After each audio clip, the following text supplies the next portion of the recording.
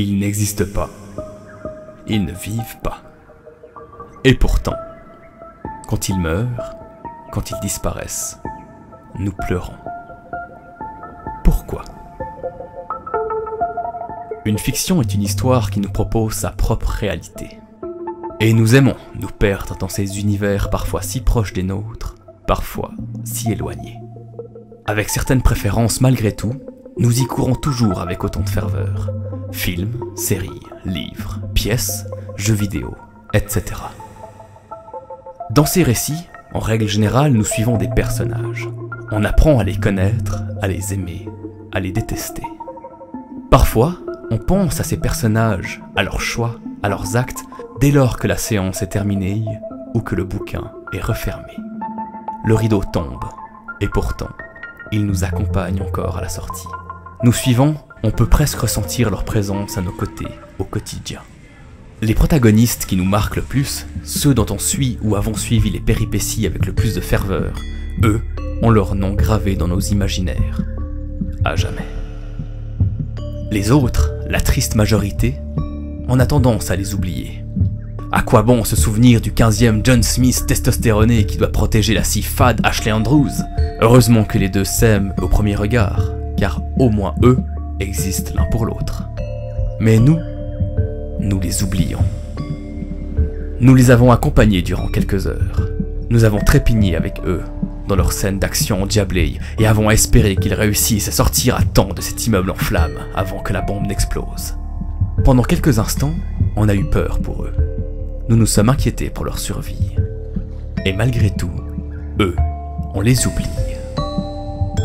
Et puis il y a ceux dont on se souviendra à vie. Ceux qui nous marquent, car ils nous touchent là où notre sensibilité nous attire. Ils sont inspirants ou détestables. On souhaite les imiter ou les haïr. Et parfois même, on se surprend à aimer les détester. Tels des reflets en provenance de notre monde, pour peut-être se venger mentalement de ce qui nous fait du mal ou nous déplaît, comme une autre réalité, parallèle et fictive. Cette fiction, quelle qu'elle soit, elle existe. Et pourtant, elle n'est pas réelle, comme les personnages qui la composent. Mais alors, pourquoi sommes-nous heureux de les voir réussir? Pourquoi veut-on connaître la suite de leur histoire? Pourquoi sommes-nous déçus par leur résolution? Pourquoi en venons-nous aux insultes et aux points pour ces êtres qui n'existent pas? Et pourquoi tant de pourquoi pour des histoires qui ne sont que des histoires? Je ne prétends pas détenir une quelconque réponse, mais je vous invite simplement à y réfléchir. Souhaitons-nous vivre des aventures extraordinaires pour sortir de cette vie parfois trop fade? Pourquoi alors cherchons-nous également à ressentir de la tristesse ou de la peur? À aller cliquer en boucle sur une vidéo pour visionner la scène de la mort de tel personnage? Est-ce pour s'évader? Pour obtenir des réponses sur notre propre existence? Pour s'imaginer être le protagoniste? D'ailleurs, ne dit-on pas qu'un personnage bien écrit est celui auquel on peut s'identifier? S'identifier. Que signifie s'identifier? Définition.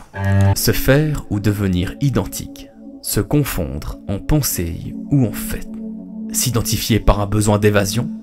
Si tel est le cas, comment agit le film sur nous? Eh bien, comme toute chose, il influence sur nos sens, et le cinéma en met deux en exergue, la vue et l'ouïe. Mais lorsque nos sens et notre sensibilité nous appellent vers tel film, on peut alors se laisser emporter. Captivé par un film revient à être hypnotisé, à lâcher prise. On entre alors en osmose avec l'œuvre. Il y a des instants de cinéma qui ne s'oublient pas. La plus belle des formes d'amitié et de dévotion sur la montagne du destin, les jambes qui tremblent à la fin de la guerre des mondes, l'inexplicable transe lors du générique de glace, l'apaisement face au dernier plan de Lost. Ces instants sont les miens. Des instants comme ceux-là, nous en avons toutes et tous eu, car nous avons été emportés par l'œuvre. Nos sens et notre sensibilité, ces deux résultantes de notre vie, nous ont permis, durant quelques instants, de vivre à travers une autre réalité. Durant quelques instants, nous nous sommes évadés. Durant quelques instants, nous avons été marqués à jamais.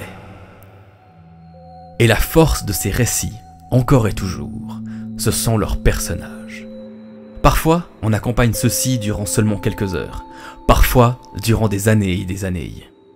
Et quand c'est le cas, les voir disparaître, s'en aller, mourir, est un véritable déchirement. Comme si on perdait quelqu'un que l'on connaissait vraiment. Et pourtant, ces personnages, eux, ne nous connaissent pas. Cette relation que nous avons construite avec eux est à sens unique. Nous les aimons, nous nous sommes attachés à eux, mais eux n'ont pas besoin de nous. Voilà quelque chose d'étrange. Eux n'existent pas, mais nous les aimons.